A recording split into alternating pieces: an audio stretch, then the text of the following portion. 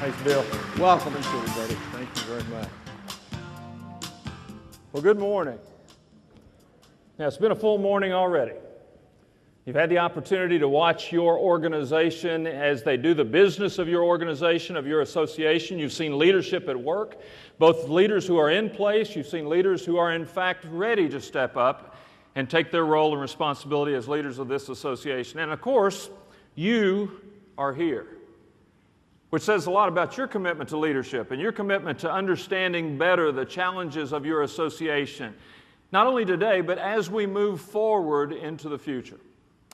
Now, one of the challenges for me as an individual who's been doing what I'm doing here this morning for now 24 years, just over 3,000 presentations, literally all over the world. I heard that there's a number of international groups that are assembled with us this morning. Welcome to all of you. But as I've traveled the world and as I've talked to leaders of every culture and every geography and of course in every industry, I found that one of the challenges that leaders face is that how can we see what the future is unless people tell us what the future is?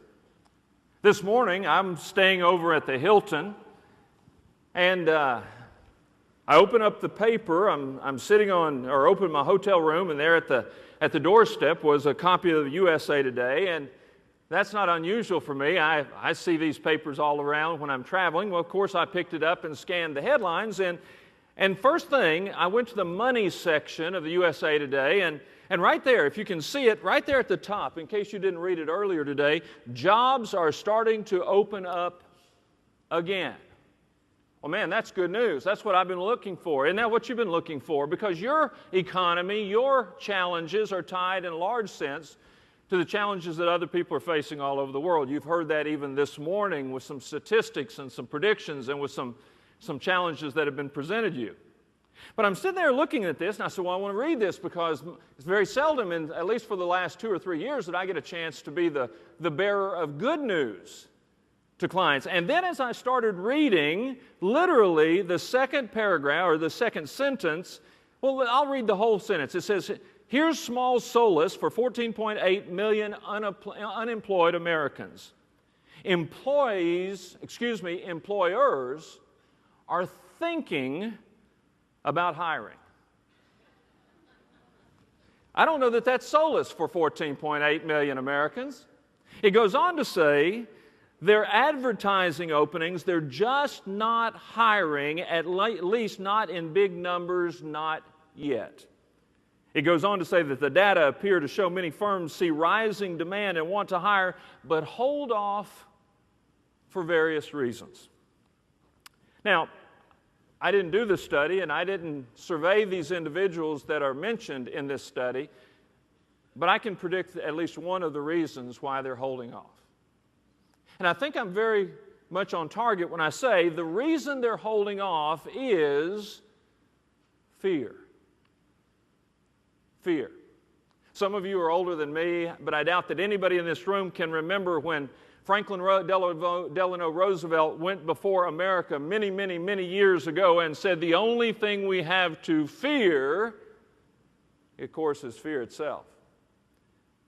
But I'm going to tell you, if we stop right there and don't understand the full magnitude of what fear can do to us, that it in fact can be debilitating, that it's almost like a cancer of sorts, that if we embrace the fear around us, then we ourselves become fearful, and because we are leaders in our industry, in our communities, in our businesses, others watch us take their lead from us, and they too become fearful.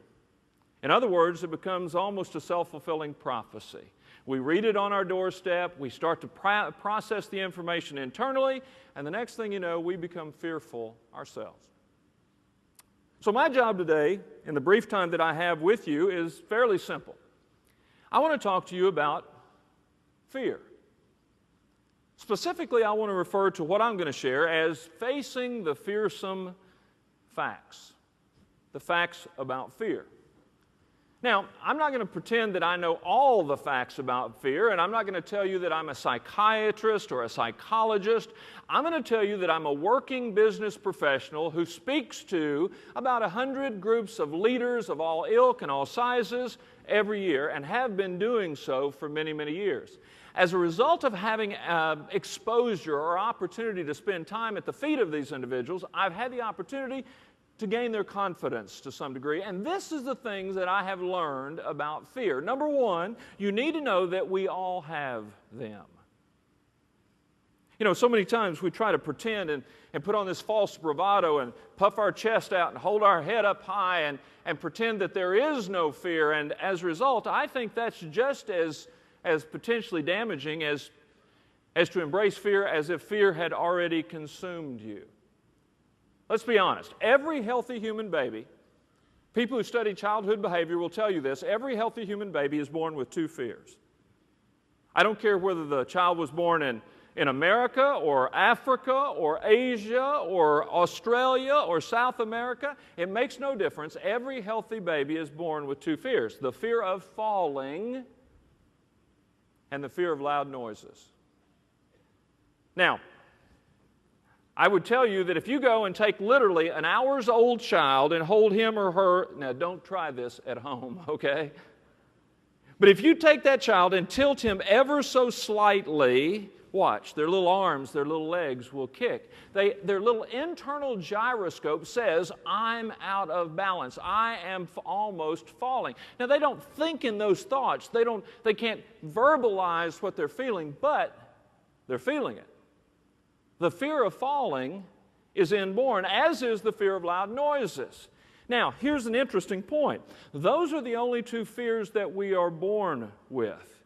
And yet, every other fear that we experience in our lives, and I mean that literally, every fear we experience in our lives, therefore, is developed after birth, either as a result of our own experiences or the experiences shared with us by others. Now you say, whoa. So the fear of flying, the fear of heights, the fear of snakes, the fear of speaking in public, the fear of dying are fears that are planted in us by the people that are our teachers, our coaches, our parents, our friends, total strangers, and even newspaper reporters. And yet we accept those fears, act on those fears, and let those fears control our very destiny. Remember, I said you're born with two fears. You're also going to die with at least two fears. The fear of falling, I'm fallen and I can't get up, and the fear of loud noises. However, all the other fears that we experience in our lives, and again, I mean that literally, we have the ability to manage, control, and or eliminate. There is no reason that we should be paralyzed by the fear and the anxiety and the intimidated thoughts that others plant in us today. Is the economy challenging? Absolutely. That's a fact. It need not be a fear. The fear will keep us from acting and overcoming and embracing the challenges that fears present us.